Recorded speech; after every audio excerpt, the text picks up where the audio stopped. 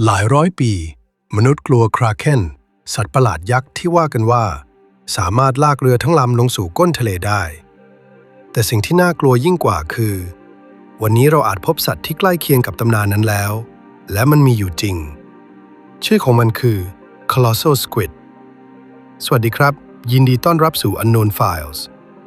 ถ้าคุณดูคลิปของเราเรื่อง Kraken และ Giant Squid คุณรู้แล้วว่าสัตว์ที่กะลาสีเรือนอชกลัวมาตลอดหลายร้อยปีนั้นมีต้นแบบจากของจริง Giant Squid ปลาหมึกยักษ์ที่ยาวได้ถึง13 เมตรหนัก275 กิโลกรัมนักวิทยาศาสตร์ใช้เวลา150 ปีเถียงกันว่ามันมีอยู่จริงหรือเปล่าและในปี 2004 กล้องบันทึกภาพมันได้เป็นครั้งแรกโลกตื่นเต้นนักวิทยาศาสตร์ประกาศว่า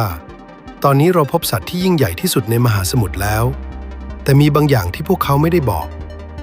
ในขณะที่โลกกำลังฉลองการค้นพบ Giant Squid ในท้องวาฬสเปิร์มทุกตัวที่นักวิทยาศาสตร์ผ่าออกพวกเขาพบรอยแผลที่ไม่ตรงกับ Giant Squid เลยรอยแผลที่ใหญ่กว่าและมาจากตะขอไม่ใช่ปุ่มดูดปี 1925 ชิ้นส่วนของสิ่งมีชีวิตที่ไม่มีใครรู้จักถูกพบในท้องวาฬสเปิร์ม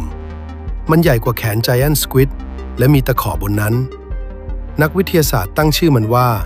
Mesonychoteuthis hamiltoni หรือที่เรารู้จักกันในชื่อ Colossal Squid แต่ทั้งหมดที่มนุษย์รู้จักมันในตอนนั้นคือแขนสองข้างที่อยู่ในท้องวาฬไม่มีใครเคยเห็นตัวจริงและก็ยังไม่มีใครเห็นอีกนานหลายสิบปีตรงนี้ต้องทำความเข้าใจก่อนครับเพราะคนส่วนใหญ่คิดว่า Colossal Squid แค่ใหญ่กว่า Giant Squid แต่นั่นไม่ใช่สิ่งที่น่ากลัวที่สุดของมัน Giant Squid ยาวกว่า Colossal Squid หนักกว่าลำตัวหนากว่ากล้ามเนื้อแน่นกว่าและมันหนักได้ถึง495 กิโลกรัมเพื่อให้เห็นภาพนั่นหนักเท่ากับม้าตัวใหญ่1ตัวหรือมอเตอร์ไซค์4 คันรวมกันมันคือสิ่งมีชีวิตที่ไม่มีกระดูกสันหลังที่หนักที่สุดในโลกแต่น้ำหนักไม่ใช่สิ่งที่น่ากลัวที่สุดของมันบนหนวดของ Colossal Squid ไม่มีแค่ปุ่มดูดเหมือนสัตว์ทะเลทั่วไปมันมีตะขอจริงๆที่หมุนได้360 องศาบนปลายหนวดทั้งสองข้างของมันมีตะขอที่สามารถหมุนได้รอบทิศทางและบนแขนทั้ง8ข้างตรงกลางแต่ละข้างมีตะขอคงที่ขนาดใหญ่2 อันไม่มีปลาหมึกสายพันธุ์ไหนในโลกที่มีโครงสร้างแบบนี้เมื่อ Colossal Squid จับเหยื่อตะขอเหล่านั้นหมุนและฝังเข้าไปในเนื้อเหยื่อของมันไม่หลุดออกมาได้ง่าย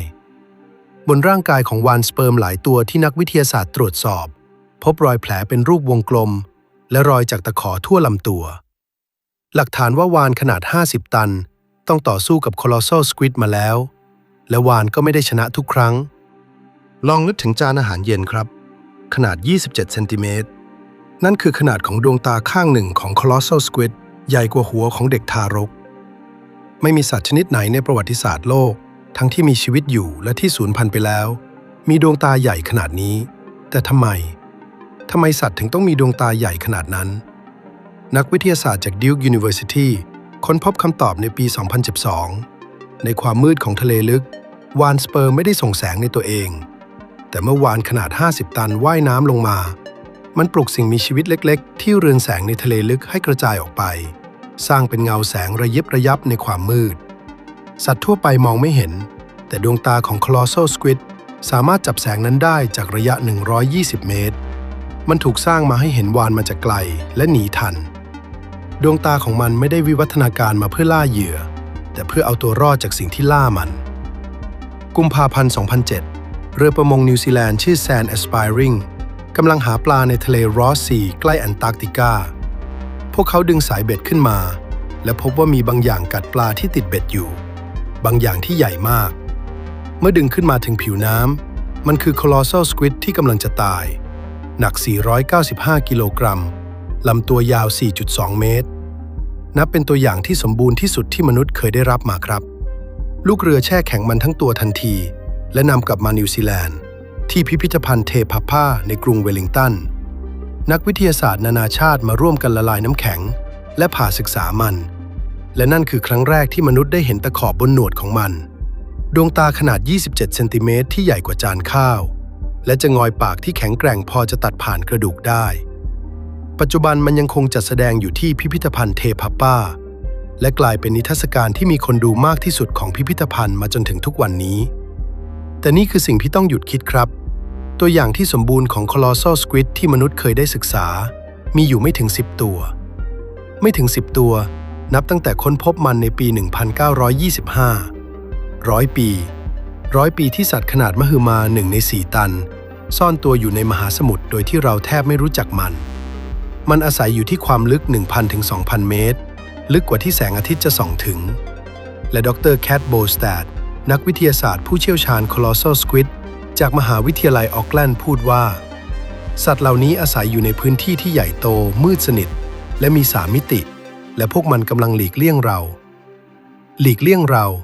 สัตว์ขนาดนี้ซ่อนตัวจากมนุษย์ได้มา100 ปีเราไม่รู้ว่ามันกินอะไรเป็นหลักไม่รู้ว่ามันมีชีวิตอยู่นานแค่ไหนไม่รู้ว่ามันขยายพันธุ์อย่างไรและที่สำคัญที่สุดเราไม่รู้ว่ามันตัวใหญ่ที่สุดได้แค่ไหนสิ่งที่เรารู้คือจากจงอยปากที่พบในท้องวาฬมีหลักฐานว่า Colossal Squid บางตัวอาจหนักได้ถึง600 ถึง 700 กิโลกรัมใหญ่กว่าตัวที่เราเคยเห็นอีกและเราไม่เคยเจอมันเลยและแล้วก็มีสิ่งที่เกิดขึ้นล่าสุดครับมีนาคม 2025 เรือวิจัยฟาวคอของ Schmidt Ocean Institute กำลังสำรวจทะเลใกล้หมู่เกาะ South Sandwich ในมหาสมุทรแอตแลนติกกล้องใต้น้ำของพวกเขาบันทึกภาพบางอย่างที่ความลึก600 เมตรสิ่งมีชีวิตโปร่งแสงลอยอยู่ในความมืดเมื่อส่งภาพให้ผู้เชี่ยวชาญ